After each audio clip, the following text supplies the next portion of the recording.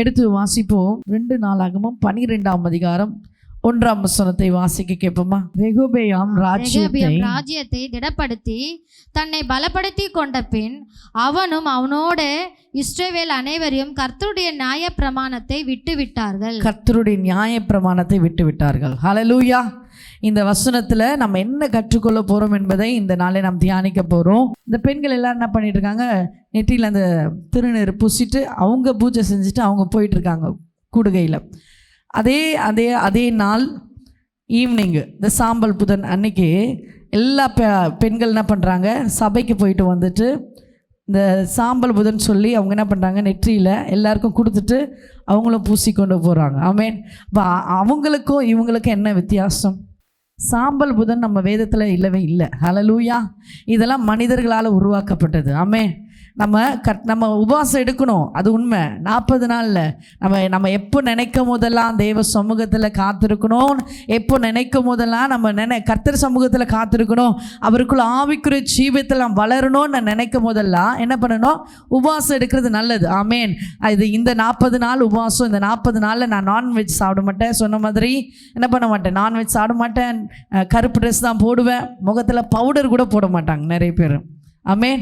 ஏன் அந்த மாதிரிலாம் கர்த்தர் வேதத்தில் அப்படி சொல்லப்படலை. ஹல்லேலூயா. இந்த உலகம் தயாரித்த, உலகம் ஆரம்பித்த இந்த சடங்குகளுக்கு நாம் என்ன பண்ணக்கூடாது? இடம் கொடுக்கக்கூடாது. ஹல்லேலூயா.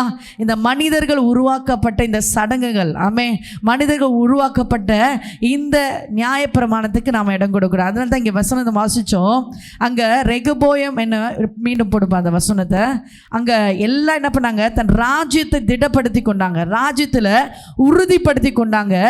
ஆனால் அந்த உறுதிப்படுத்தி கொண்டு பலப்படுத்தி கொண்ட பின் அங்கே போட்டிருக்கு பாருங்க, நான் ராஜ்யத்தை எல்லாம் திடப்படுத்தி இந்த ராஜ்யத்தை நல்ல சாம்ராஜ்யத்தில் உட்காந்துட்டாங்க. உட்கார்ந்த பின்னு அவங்க என்ன பண்ணாங்களா? கர்த்தருடைய நியாய பிரமாணத்தை விட்டு விட்டார்கள். ஹல்லேலூயா. ஹல்லேலூயா. நியாயப்பிரமாணம் எது? நியாயப்பிரமாணம் பழைய ஏற்பாடில் 10 கட்டளை இருக்குது. புதிய ஏற்பாடில் கர்த்தர் என்ன பண்ணார்? ஏசப்பா வந்துட்ட பிறகு 2 வச்சுட்டு போனார். அந்த நியாயப்பிரமாணத்தை என்ன பண்ணாங்களா? விட்டு விட்டார்கள். ஹல்லேலூயா.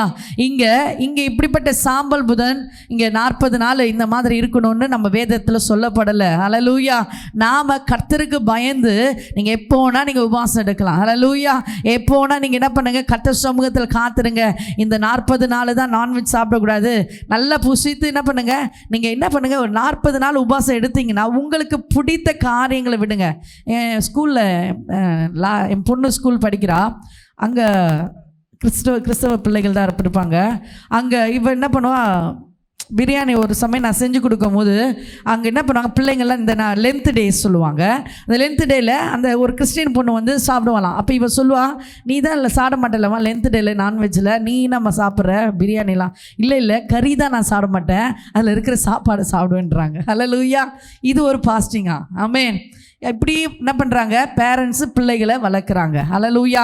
இப்படி ஒரு ஒழுங்கு அவங்களுக்குள்ள இதெல்லாம் பண்ணணும், இதெல்லாம் செய்யணும்னு சொல்லி அவங்களுக்குள்ள ஒரு கட்டுப்பாடு. ஆனால் நாம் கிறிஸ்தவ பிள்ளைகளாக இருக்கிற நாம் வேதத்தின்படி நடக்கிறவர்களாக இருக்கணும். ஹல்லேலூயா. வேதம் என்ன சொல்லுதோ அதை பற்றி தான் நடக்கணும். ஆமேன். இங்கே இந்த ராஜ்யத்தை திடப்படுத்தி கொண்டு எல்லாத்தையும் உலகத்தின் காரியங்கள் என்ன பண்ணிட்டாங்க? தான் பலப்படுத்தி கொண்டாங்க. அதுக்கப்புறமா தேவன் சொன்ன வார்த்தையை அவருக்கு கீழ்ப்படியல. ஆமேன். கர்த்தர் சொன்ன வார்த்தையை என்ன பண்ணாங்க? அவங்க விட்டு விட்டார்கள். ஹல்லேலூயா. ஹல்லேலூயா. இங்கே 2 விதமான காரியங்களை சொன்னேன். 2 மத பூஜை சொன்னேன். 2 மத பூஜைக்கும் ஒருமை சம்மந்தமே என்ன பண்ணல? ஒற்றுமை. 2மே ஒன்றா தான் இருக்குது. ஆமேன். ஒரு வேறுபாடம் இல்லை. ஆமேன். இவங்களும் என்ன பண்ணிட்டாங்க? திருநீர் பூசி தான் இருக்காங்க. இவங்களும் சாம்பலை பூசி கொண்டு தான் வராங்க. இவங்களுக்குள்ள என்ன வித்தியாசம் சொல்லுங்கள்? ஒன்றுமே இல்லை. ஆமேன். நம்முடைய வாழ்க்கையும் அப்படி தான் இருக்குங்க. நம்ம அறியாதபடி கர்த்தருக்கு விரோதமாய் நாம் செயல்பட்டு கொண்டு இருக்கிறோம். ஹல்லேலூயா. நம்ம அறியாதபடி வேதத்திற்கு புறம்பான செயல்களை நாம் ஈடுபட்டு கொண்டிருக்கிறோம். உபவாசம் எடுங்க, நல்லது. ஆவிக்குரிய ஜீவியத்தில் வளருங்க, நல்ல ஜெபம் பண்ணுங்க, வேதம் வாசிங்க, ரொம்ப ரொம்ப நல்லது. ஆனால் இந்த மாதிரி என்ன பண்ண? நான்வெஜ் சாப்பிட மாட்டேன், அது சாப்பிட மாட்டேன், இது சாப்பிட மாட்டேன். நீங்கள் உபவாசம் எடுக்கும் பொழுது ஏன் அப்படி சொல்ல? நமக்கு பிடித்த காரியங்களை தள்ளி வைப்பது தான். ஆமேன். ஹல்லேலூயா. அப்படியாவது என்ன பண்ணுங்க, கர்த்தருக்கு பரிசுத்தமாக இருக்கணும்னு சொல்லி தான் அப்படி சொல்லுவாங்க. ஆனால் நம்ம காலப்போக்கில் அது என்ன ஆயிடுச்சு, அது ஒரு சடங்காகவே மாறிடுச்சு. ஆமென். நம்ம மற்ற கிறிஸ்தவ பிள்ளைகளை பார்ப்போம்னா ரொம்ப, நானும் அதுலேருந்து தான் வந்தேன், நானும் சிஎஸ்ஐ பேக்ரவுண்டில் தான் வந்தேன். என்ன பண்ணுவாங்க தெரியுங்களா, சாம்பல் புதன்னா சாம்பல்லாம் பூசிக்கின்னு எல்லாருக்கும் என்ன பண்ணுவாங்க, இந்த சாம்பலை கொடுப்பாங்க. அதுவும் ஏன் தெரியுமா, சாம்பல் புதன், இந்த ஈஸ்டர், இந்த மற்றது என்னது குட் ஃப்ரைடே, பெரிய வியாழன்லாம் சொல்கிறாங்க தெரியுமா, பௌர்ணமி முன்னிட்டு தான் சொல்கிறாங்க. ஆமே, இந்த பௌர்ணமி அமாவாசையை முன்னிட்டு தான் சொல்கிறாங்க. இது யாருக்கும் நமக்கு தெரியாது. ஹல்லேலூயா. வருஷத்தில் மார்ச் 21 அதுதான் மைய நாளான்னு வச்சுப்பாங்க. அந்த மைய நாளை வச்சு அதற்கு பிற்பாடு இருக்கிற என்ன பண்ண 40 நாள் என்னது ஈஸ்டர். ஹல்லேலூயா. அதுக்கு முந்தின நாள் என்ன பண்ணுவாங்க, குட் ஃப்ரைடே, பெரிய வியாழன், பெரிய வெள்ளின்னு சொல்லி என்ன பண்ணுவாங்க, மனிதர்கள் நியமிக்கப்படுகிறது தான் இந்த நாட்கள். இந்த பண்டிகை நாட்கள். ஆமே, ஈஸ்டர் வருதுங்களா, கர்த்தர் நமக்காக உயிர்த்தெழுந்திருக்கிறார். ஆமே, ஹல்லேலூயா. அது நம்ம தினந்தோறும் தான் நினைக்கணும். ஆமே, கர்த்தர் நமக்காய் மரித்திருக்கிறார். அது தினந்தோறும் தான் நம்ம நினைச்சு என்ன பண்ணுவோம், அவர் சமூகத்தில் காத்திருக்கிறவர்களாய் மாறணும். ஆமே, இப்படிப்பட்ட சடங்குகளினால தான் நம்முடைய ஜெபங்கள் கேட்கப்படாமல் இருக்கு. ஹல்லேலூயா. இப்படி சடங்குகள் நம்ம அறியாதபடி நம்முடைய சடங்குகளை நம்ம என்ன பண்ணி கொண்டிருக்கோம், நம்மையும் நம்முடைய குடும்பத்தையும் திணிச்சு கொண்டிருக்கிறோம். ஆமே, ஏன் நீ தினந்தோறும் நீ பாஸ்டிங் எடு, முடிஞ்சா ஏன் தினந்தோறும் உனக்கு பிடிச்ச காரியங்களை என்ன பண்ணு, கர்த்தருக்கென்று அவாய்ட் பண்ணிடு. அந்த 40 நாட்கள் நீ சொல்லி சடங்குல உட்கார்ற வரீங்களே, அது ரொம்ப ரொம்ப பெரிய தவறான காரியமா இருக்கிறோம். ஹல்லேலூயா, ஹல்லேலூயா. அடுத்தது ஏசாயா 1:13-14 வாசிங்களேன். நம்ம அக்கிரமத்தோடு நிறைய காரியங்கள் நம்ம செஞ்சு கொண்டிருக்கிறோம். என்னென்ன காரியங்கள் நம்ம பார்க்க போகிறோம், நிறைய பாவமான காரியங்கள், நிறைய கர்த்தருக்கு பிரியமில்லாத காரியங்கள். நம்முடைய ஆத்துமா இதிலிருந்து வெறுக்கிறதாய் மாறணும். ஏசாயா 1:13-14. நீ வீண் காணிக்கைகளை கொண்டு வர வேண்டாம். ஆமென். தூபம் காட்டுதல் எனக்கு அருவருப்பா இருக்கிறது. ஆமென். நீங்கள் அக்கிரமக்காரோடு ஆசரிக்கிற மாத பிறப்பையும் ஓய்வு நாளையும் சபை கூட்டத்தையும் நான் இனி சகிக்க மாட்டேன். உங்கள் மாத பிறப்புகளையும் உங்கள் பண்டிகைகளையும் என் ஆத்துமா வெறுக்கிறது. அவைகள் எனக்கு வருத்தமாக இருக்கிறது. அவைகளை சுமந்து இளைத்து போனேன். ஹல்லேலூயா.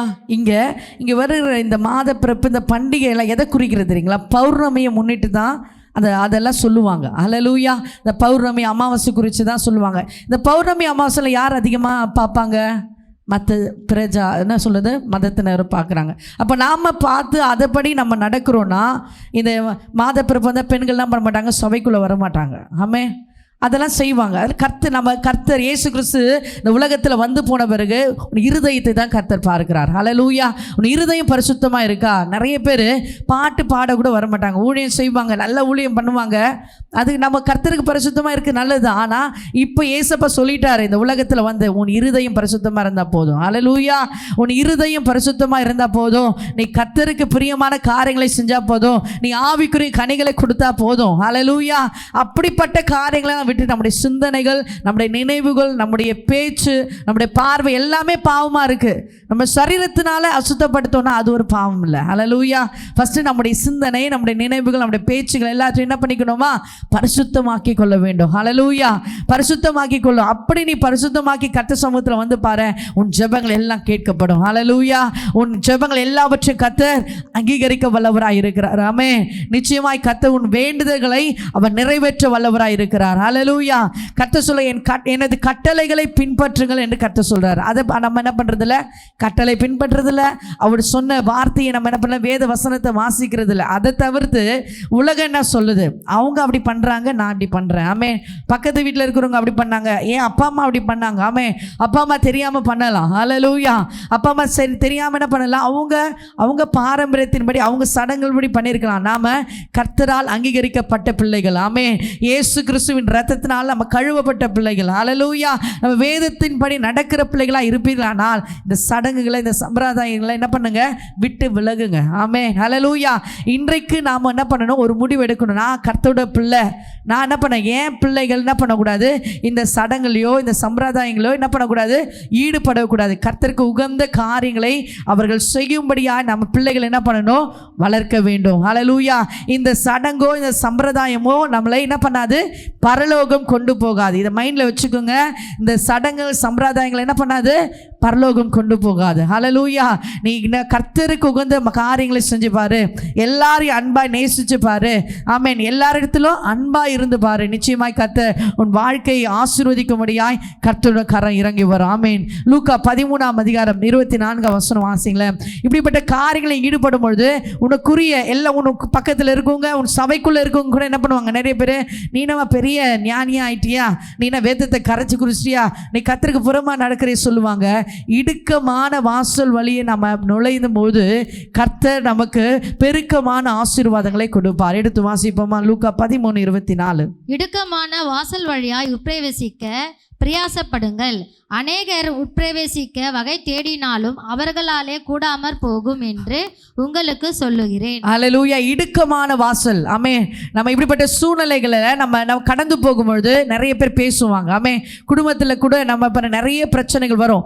கர்த்தருக்கு உண்மையாக இருக்கும் பொழுது தான் நீ ரொம்ப ரொம்ப என்ன பண்ண, வேதத்தை கரைச்சி குடிச்சிட்டியா, எப்போ பார்த்தாலும் நீ வெள்ளை புடவை கட்டின்னு போறிய, சபைக்கு போறிய, நீ ஒழுங்காக இருக்கிறிய அப்படின்னு சொல்லி நம்முடைய ஆத்துமாவை கெடுக்கும் விதமாக அல்லது நம்முடைய பக்தி விருத்தியை கெடுக்கும் விதமாக நிறைய பேர் பேசுவாங்க. நம்ம கணவரை பேசுவாங்க, நம்ம பிள்ளைகள் பேசுவாங்க.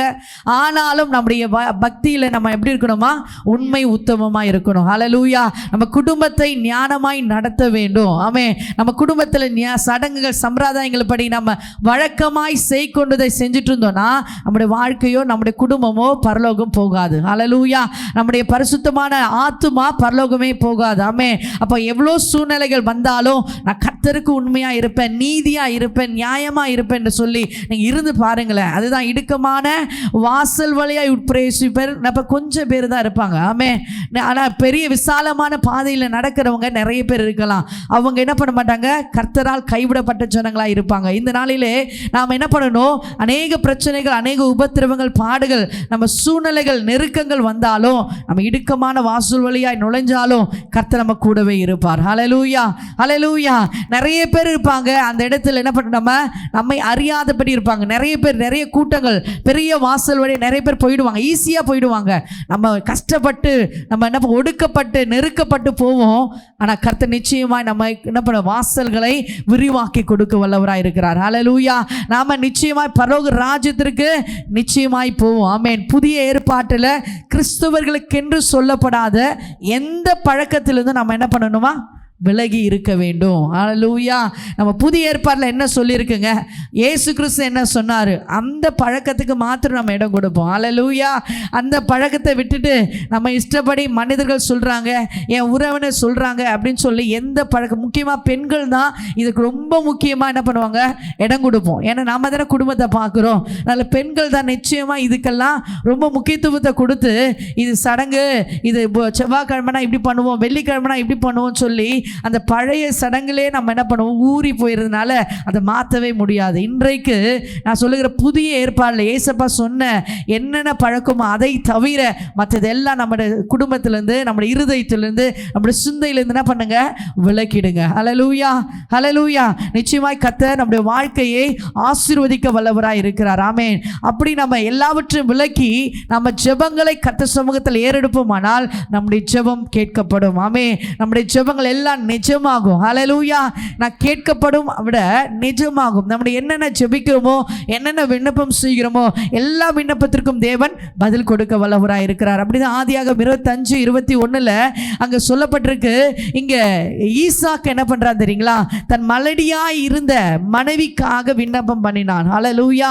இங்க விண்ணப்பம் பண்ணும் பொழுது அவன் எல்லாவற்றின் காரியங்களை உலகத்துல அவங்க அநேக சொல்லியிருப்பாங்க. ஆமென். அந்த இடத்துல அவங்க கணவன் மனைவியாய் வாழ்ந்து 20 வருடம் கழிச்சு அவங்களுக்கு குழந்தை பிறந்திருக்கு.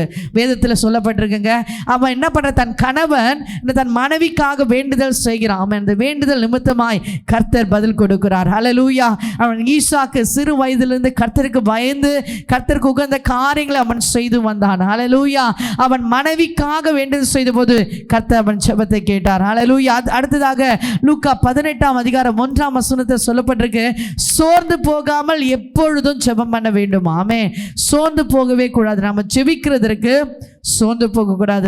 முதலாவது இந்த சடங்குகளை நம்முடைய வாழ்க்கையிலிருந்து, சம்பிரதாயங்களை நம்முடைய வாழ்க்கையிலிருந்து விலகி இருக்க வேண்டும்.